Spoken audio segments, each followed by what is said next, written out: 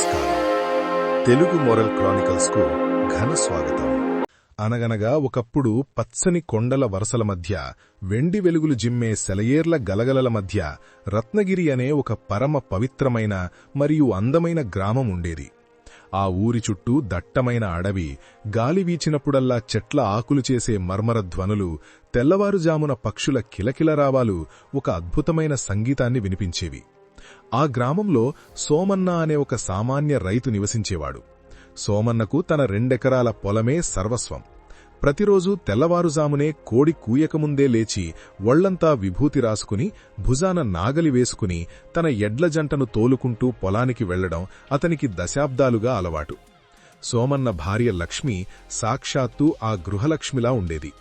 వారిద్దరికీ 10 ఏళ్ల వయసున్న రాము అనే కొడుకుండేవాడు. రాము చాలా తెలివైనవాడు, చురుకైనవాడు. కాని పేదరికం కారణంగా వాడి చదువు సరిగ్గా సాగడం లేదని సోమన్న మనస్సులో ఎప్పుడూ ఒక లోతైన ఆవేదన ఉండేది. తాను పడుతున్న ఈ మట్టి కష్టం, ఎండలో మాడిపోవడం తన కొడుకు పడకూడదని, వాడు గొప్ప చదువులు చదువుకుని పట్టణంలో పెద్ద మేడ కట్టుకుని ఉద్యోగం చేయాలని సోమన్న ప్రతి రాత్రి నిద్రపోయే ముందు కలలు కనేవాడు. ఆ ఆశే అతన్ని ప్రతిరోజూ రెట్టింపు కష్టపడేలా చేసేది. అయితే కాలచక్రం ఎప్పుడూ ఒకేలా తిరగడతదా? ఆ సంవత్సరం ప్రకృతి కన్నెర్ర చేసింది. మునుపెన్నడూ లేని విధంగా కరువు కాటకాలు ఊరిని చుట్టుముట్టాయి. ఆషాఢమాసం వచ్చినా ఆకాశంలో ఒక్క మబ్బు తునకకూడా కనిపించలేదు. రోహిణికార్త ఎండలు రోకళ్లను పగలగొట్టేలా కాస్తున్నాయి. ఊరిలోని చెరువులు ఒక్కొక్కటిగా ఎండిపోయి నేల పగుళ్లిచ్చి చూడడానికే భయంకరంగా తయారయ్యాయి.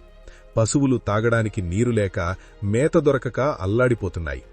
సోమన్న తన పొలంలో విత్తిన విత్తనాలు మొలకెత్తకముందే మట్టిలోనే మాడిపోతుంటే ఆ పగుళ్లిచ్చిన నేలవైపు చూసి తన గుండి కూడా అలానే పగులుతోందని కన్నీళ్లు పెట్టుకునేవాడు.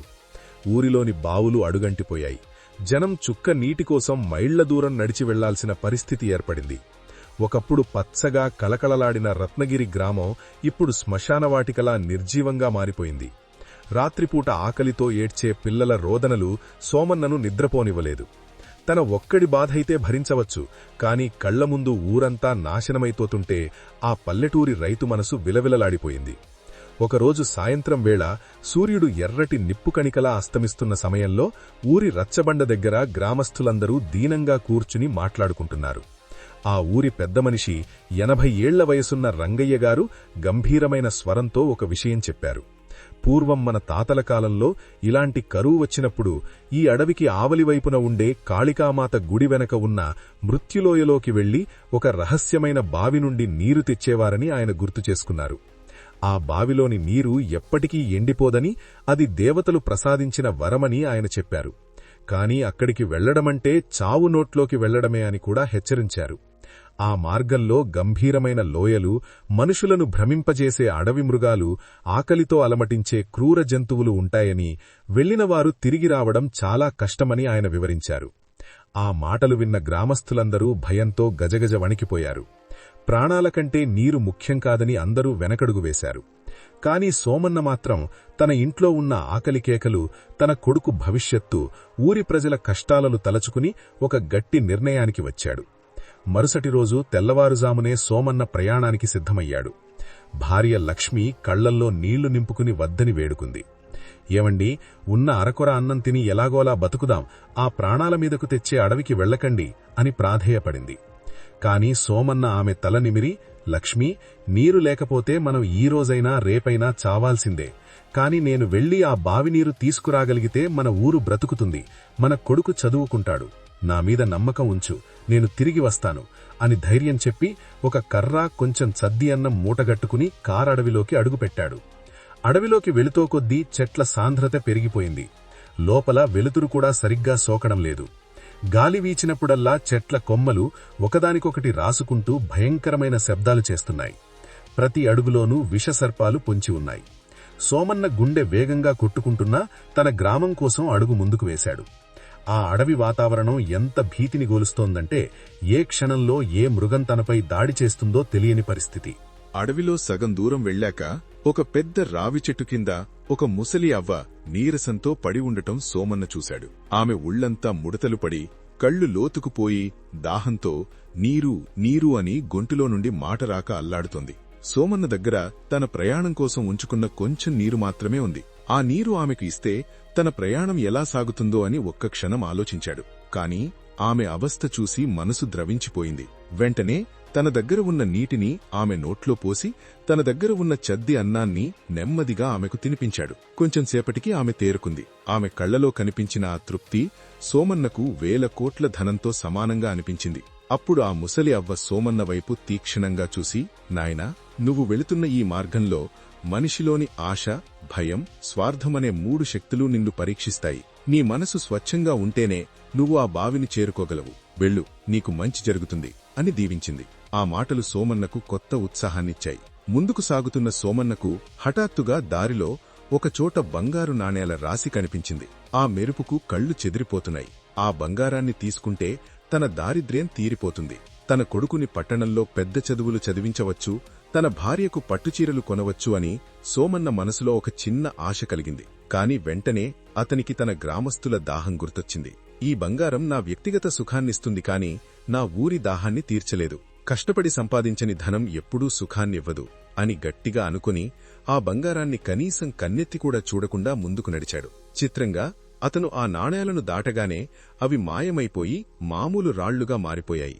అది ఒక మాయ అని అతనికర్థమైంది. మరికొంత దూరం వెళ్లాక అడవిలో చీకటి కమ్ముకుంది. హఠాత్తుగా పుడమి కంపిస్తున్నట్లుగా భయంకరమైన అడుగుల శబ్దాలు వినిపించాయి. ఒక 10 అడుగుల ఎత్తు ఉన్న భయంకరమైన రాక్షసుడు సోమన్న ఎదుట నిలబడ్డాడు. వాడి కళ్ళు నిప్పు కణికల్లా ఉన్నాయి. చేతిలో పెద్ద గద ఉంది. ఓ మానవుగా, నీకు ఎంత ధైర్యముంటే నా ఇలాకాలోకి వస్తావు? నిన్ను ఇప్పుడే చంపి రక్తమాంసాలతో నా ఆకలి తీర్చుకుంటాను అని గర్జిస్తూ సోమన్న వైపు దూసుకొచ్చాడు. సోమన్న భయపడలేదు. చేతులు జోడించి, అయ్యా, నేను నా ప్రాణాల కోసం ఇక్కడికి రాలేదు. నా ఊరిలో జనం నీరు లేక చనిపోతున్నారు. నీకు కావాలంటే నన్ను తిను, కాని నేను ఆ బావి నీరు తీసుకెళ్లి మా ఊరి చెరువులో పోశాక మళ్లీ నీ దగ్గరకు తిరిగి వస్తాను. అప్పుడు నన్ను ఏం చేసినా పర్వాలేదు. ఒక్క అవకాశమివ్వు అని కళ్లల్లో నీళ్లతో వేడుకున్నాడు. సోమన్న మాటల్లోని నిజాయితీ, తన ప్రాణం కంటే ఊరి జనం ముఖ్యమనుకున్న అతని నిస్వార్థ గుణం చూసి ఆ రాక్షసుడు శాంతించాడు. నీలాంటి గొప్ప మనస్సున్న మనిషిని నేను చూడలేదు. నీకు ప్రాణభిక్ష పెడుతున్నాను, వెళ్ళు అని దారిచ్చాడు. చివరగా సోమన్న ఆ రహస్యమైన మృత్యులోయ అంచున ఉన్న పురాతన కాళికామాత గుడిని చేరుకున్నాడు. అక్కడ గుడి వెనక ఒక బావి ఉంది. ఆ బావి చుట్టూ తెల్లని పొగమంచు కమ్ముకుని ఉంది. సోమన్న పరిగెత్తుకుంటూ వెళ్లి ఆ బావిలోకి చూశాడు. ఆ నీరు అమృతంలా మెరుస్తోంది. సోమన్న ఆ నీటిని తాగి తన దాహం తీర్చుకొని తను తెచ్చిన పాత్రలో నీటిని నింపుకుంటుండగా బావి లోపలి నుండి ఒక దివ్యమైన తేజస్సుతో ఒక దేవత ప్రత్యక్షమైంది. ఆమె ప్రశాంతమైన స్వరంతో ఇలా అంది, సోమన్నా, నీ పరీక్షలు పూర్తయ్యాయి. ఈ బావిలోని నీరు చాలా శక్తివంతమైనది. ఈ పాత్రలోని నీటిని నువ్వు తాగి నువ్వు కోరుకున్న వరం అడగవచ్చు. నువ్వు నీ పొలానికి మాత్రమే నీరు కావాలని కోరుకుంటే నీ పొలం ఎప్పటికీ పచ్చగా ఉంటుంది. నువ్వు ధనవంతుడివవుతావు. లేదా నీ ఊరి మొత్తానికి నీరు కావాలని కోరుకుంటే ఈ పాత్రలోని నీరు ఊరి చెరువులో పోయాలి. కాని నీకు ప్రత్యేకంగా ఏమీ దొరకదు. నువ్వు ఏమెంచుకుంటావు అని అడిగింది. సోమన్న ఒక్క క్షణం కూడా ఆలోచించలేదు. తన సొంత లాభం గురించి ఆలోచిస్తే అది మనిషి లక్షణం కాదు అని భావించాడు. తల్లి, నేను ఒక్కడినే బాగుంటే అది సంతోషం కాదు. మా ఊరిలోని 10 మంది ఇళ్లు సంతోషంగా ఉండాలి. ప్రతి పశువు దాహం తీరాలి. నా పొలం పండకపోయినా పర్వాలేదు. మా ఊరి చెరువు నిండితే చాలు అని వినయంగా బదులిచ్చాడు. సోమన్న త్యాగానికి ఆ దేవత ఎంతో ప్రసన్నురాలైంది. నీలాంటి నిస్వార్థపరులు ఉన్నంతకాలం ఈ భూమిపై ధర్మం నశించదు. నువ్వు కోరుకున్నట్లే నీ ఊరి చెరువు నిండుతుంది. అంతేకాదు, నీ నిజాయితీకి మెచ్చి నీకు మరొక వరమిస్తున్నాను. నీ పొలం బంగారు పంటలను పండిస్తుంది. నీ కొడుకు నువ్వు కోరుకున్నట్లుగానే గొప్ప విద్యావంతుడవుతాడు అని దీవించి మాయమైపోయింది. వెంటనే ఆకాశంలో ఒక్కసారిగా మార్పు వచ్చింది. ఎర్రటి ఎండ మాయమై నల్లని మేఘాలు కమ్ముకున్నాయి. సోమన్న తన పాత్రలోని నీటిని తీసుకుని ఊరివైపు పరిగెత్తుకున్నాడు. అతను ఊరు చేరుకునేసరికి భారీ వర్షం మొదలయింది. సోమన్న తెచ్చిన ఆ పవిత్ర జలాన్ని ఊరి చెరువులో పోయగానే ఆ నీరు అద్భుతమైన వేగంతో చెరువంతా నిండిపోయింది. వర్షం దాటికి ఎండిపోయిన భూమి పులకించిపోయింది. ఊరి జనమందరూ వర్షంలో తడుస్తూ ఆనందంతో గెంతులు వేశారు. అందరూ సోమన్నను చుట్టుముట్టి అతని సాహసాన్ని, త్యాగాన్ని కొనియాడారు. ఆ తరువాత రత్నగిరి గ్రామం మునుపెన్నడూ లేనంతగా పచ్చదనంతో విరాజిల్లింది. సోమన్న పొలంలో పంటలు సమృద్ధిగా పండాయి. ఆ ధనంతో అతను తన కొడుకు రామును పట్టణానికి పంపి చదివించాడు. రాము పెద్ద కలెక్టరై తన గ్రామాన్ని మరింత అభివృద్ధి చేశాడు. సోమన్న మాత్రం అదే పాత రైతులా తన మట్టిని ప్రేమిస్తూ తన ఊరి జనం సంతోషంలో తన సంతోషాన్ని వెతుక్కుంటూ శేష జీవితాన్ని గడిపాడు. ఈ కథ ద్వారా మనం తెలుసుకోవలసిన నీతేమిటంటే, మనిషికి ఉండవలసిన అతిపెద్ద ఆస్తి నిస్వార్థం. మనం కేవలం మన గురించి మాత్రమే ఆలోచిస్తే అది స్వార్థమవుతుంది. కానీ మన చుట్టూ ఉన్న 10 మంది బాగుండాలని కోరుకుంటే ఆ దైవం మనకు తెలియకుండానే మనకు మేలు చేస్తుంది. కష్టకాలంలో భయపడకుండా ధైర్యంగా మరియు నిజాయితీతో ముందడుగు వేస్తే అసాధ్యమైనది ఏదీ లేదని సోమన్న జీవితం మనకు నిరూపిస్తుంది. లోక కళ్యాణం కోసం చేసే చిన్న త్యాగమైనా సరే అది సమాజంలో ఒక గొప్ప మార్పుకు నాంది పలుకుతుంది. ఈ కథ మీ హృదయాన్ని తాకినట్లయితే దయచేసి మా ప్రయత్నాన్ని ప్రోత్సహించడానికి ఈ వీడియోను లైక్ చేయండి. ఈ గొప్ప నీతిని మీ స్నేహితులకు మరియు కుటుంబ సభ్యులకు షేర్ చేయండి. మా తదుపరి అద్భుతమైన కథలను అస్సలు మిస్ అవ్వకుండా ఉండడానికి ఇప్పుడే సబ్స్క్రైబ్ చేసుకోండి మరియు పక్కనే ఉన్న గంట సింబల్పై క్లిక్ చేయండి. తెలుగు మోరల్ క్రానికల్స్ కుటుంబంలో ఒకరిగా చేరినందుకు మీకు ధన్యవాదాలు.